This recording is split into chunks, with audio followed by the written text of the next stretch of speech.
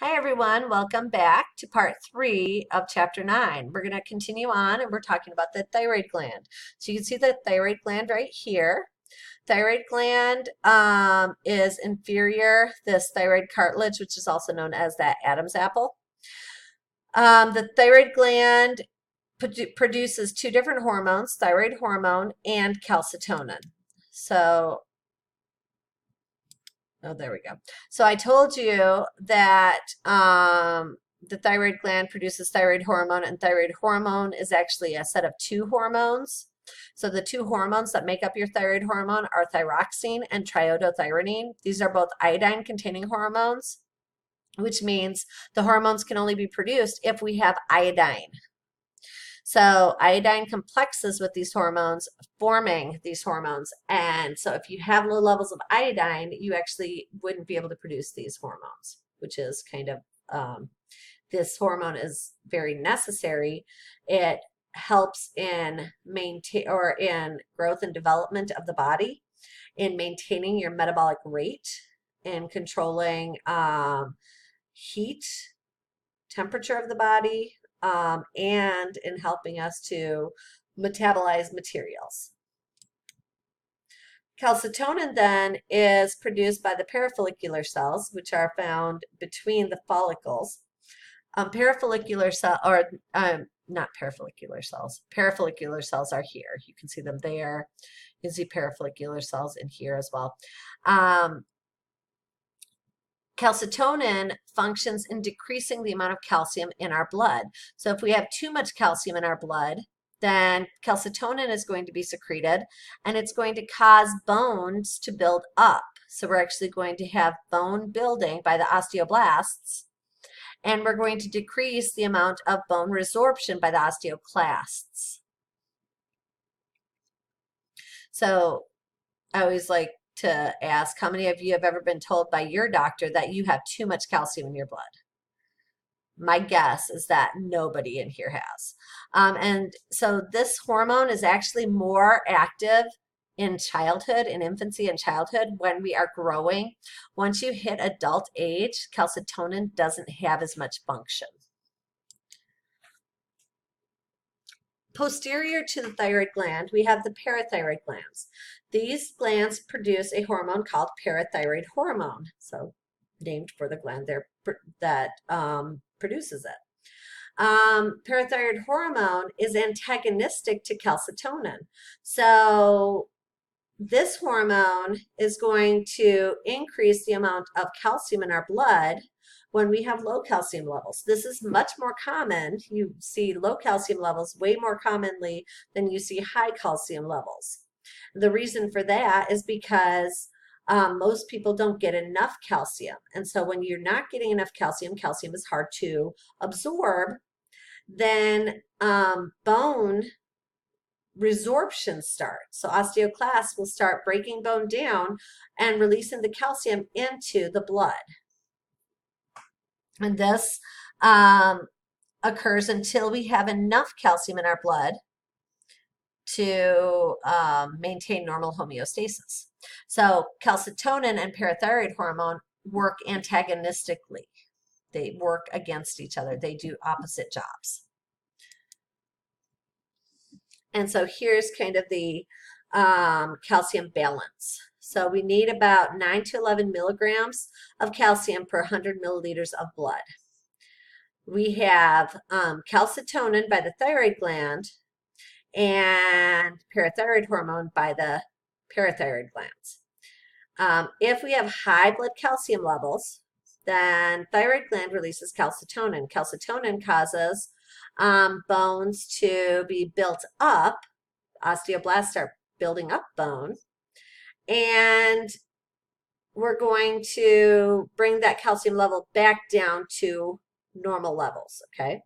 If for some reason we have low blood calcium levels, parathyroid glands will secrete parathyroid hormone, and this is going to cause osteoclasts to become active. Osteoblasts will be inhibited. Osteoclasts will start breaking bone down, releasing calcium into our blood, bringing us back up to normal levels. So both of these function in negative feedback to maintain calcium homeostasis. The thymus is located in the thoracic cavity in the mediastinum of the thoracic cavity, right behind or posterior the sternum. And it is going to be really large in children, in infants, but it decreases to the point of being basically just a piece of fatty tissue in an adult. The thymus produces a hormone called thymosin, which helps to maturate white blood cells. So we need a nice strong thymus in infants and young children because that's when we're producing our immune system. The adrenal gland then sits on top of the kidneys. The adrenal gland has two regions, a cortex and a medulla. The cortex produces three groups of hormones: mineralocorticoids, glucocorticoids, and then we have some sex hormones that are produced. Okay. The adrenal medulla is neural tissue that secretes epinephrine and norepinephrine. And so here you can see the adrenal gland, and you can see this top region produces mineralocorticoids. The main one is aldosterone. Then we have this large region here that secretes the glucocorticoids. The main one is cortisol. And then we have this here sex hormone region that produces mainly testosterones, but also a small amount of estrogens. And then we have the medulla, which is what produces your epinephrine and norepinephrine. So mineralocorticoids are produced by the outer region of the adrenal cortex. The main one, again, is your aldosterone, and it helps to regulate water and salt balance mainly. So you're looking at sodium and potassium, but mainly salt. It's your sodium lover. And so sodium and potassium kind of go together. So think about sodium potassium pump. If we increase sodium, we're going to decrease potassium. If we need more sodium in our body, then we're going to use sodium potassium pumps to get rid of some potassium. And so the main target is the kidney. Aldosterone is going to be stimulated by the release of certain hormones in the body. So adrenal corticotropic hormone can stimulate the release of aldosterone as well as cortisol. If you have too little sodium in your system, or you have too much potassium, then that's going to stimulate aldosterone production.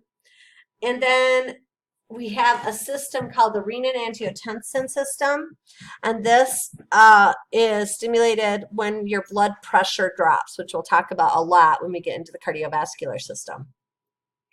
And so in that case, if our blood pressure drops, then renin is going to get stimulated to be produced, and renin will eventually activate the production of angiotensin 2, which then produces or stimulates the production of aldosterone.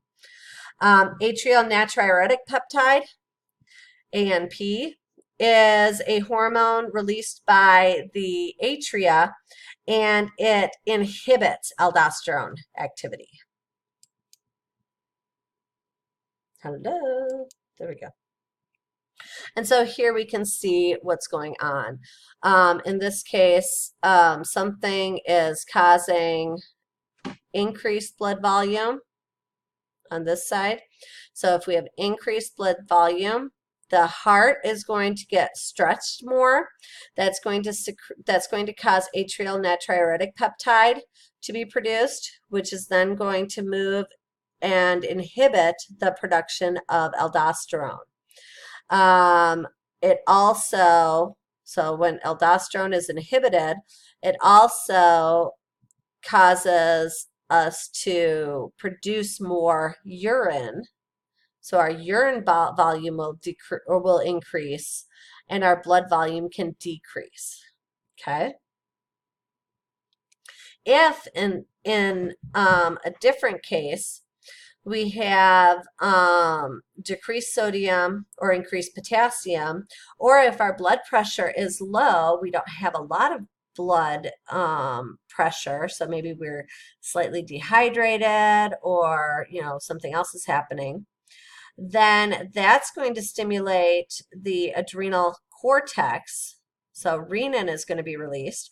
Renin activates the production of angiotensin 2. Angiotensin 2 is what stimulates the adrenal cortex to release mineralocorticoids or aldosterone. Also, if we have decreased sodium and potassium or increased potassium, that's going to directly stimulate the adrenal cortex to secrete the aldosterone. And this acts on the kidneys, increasing the amount of sodium we absorb. And when sodium is absorbed, water is also taken in. So water always follows salt, and it increases the amount of potassium we excrete. This increases our blood volume overall. So you kind of see the whole negative feedback loops going on. The next hormone formed by the middle layer of the adrenal cortex is called your glucocorticoids. The main one that I always talk about is cortisol, which is why I have that picture from Quora.com, sorry. And its function is to help us during a long-term stressor. So anything that causes stress for more than just a few hours. So think about if you're ill or if you are in a very high stress situation that's not going away. And there's a lot of stressful situations. People that are in programs like nursing program or medical school, they're in a very stressful situation that's long term. Well, cortisol helps to maintain their normal functions. So things that it can do is it acts to increase our blood sugar levels by producing more sugar from other molecules. Glucose is the main fuel that we like to use for energy. And so certain organs can only use glucose, including our brain. So cortisol also helps us in memories, maintaining memory, maintaining attention to details. Cortisol increases blood pressure. So it's produced in response to increased levels of ACTH, which also increases aldosterone. So if we have high blood pressure, which is typically associated with stress as well. Cortisol can cause us to have a decreased level of pain sensitivity, which can be a good thing sometimes, but not always. But it has some bad things that go along with it. So cortisol levels increase also decreases your happiness. So you're going to be, when you are super stressed, you tend to become more depressed. And it decreases your immune system activity. So when you're super stressed, you are more prone to infections and sickness. So there's some, cortisol is really important, but high levels of cortisol for a long period can actually cause a lot of problems in the body as well. There we go. And then our last is our sex hormones. The main sex hormone that is produced is testosterone. So these are androgens, male sex hormones. But there are a few female hormones produced too. The estrogens are produced. And these are secreted throughout life. So both males and females have both testosterone and estrogen in their system. Males just have a lot more testosterone and females have a lot more estrogens. I'm going to stop on this. Oh, wait, I want to finish the medulla and then I'll stop, okay? So I'm almost done with this video. So we'll talk about the adrenal medulla, which is the inside portion of the adrenal gland. The hormones produced here are your epinephrine and norepinephrine. These hormones function in also a stress response, but this is that fight or flight response, that very fast response. which allows you to fight or flee from any type of super stressful environment. So, I mean, if a bear were to walk into your house, you'd be able to either hide or you'd be able to fight the bear away type thing, okay? So again, here's your adrenal gland. Up here you have those 3 levels of hormones produced by the cortex, and then here's your medulla where you have the epinephrine and norepinephrine. I am going to stop. You can look at this. I think that's the last, yeah. If you have any questions about either short-term or long-term stressors, definitely bring them to me. But I'm going to stop on this video because it's already been 16 minutes, okay? I will talk to you in a little bit. Bye.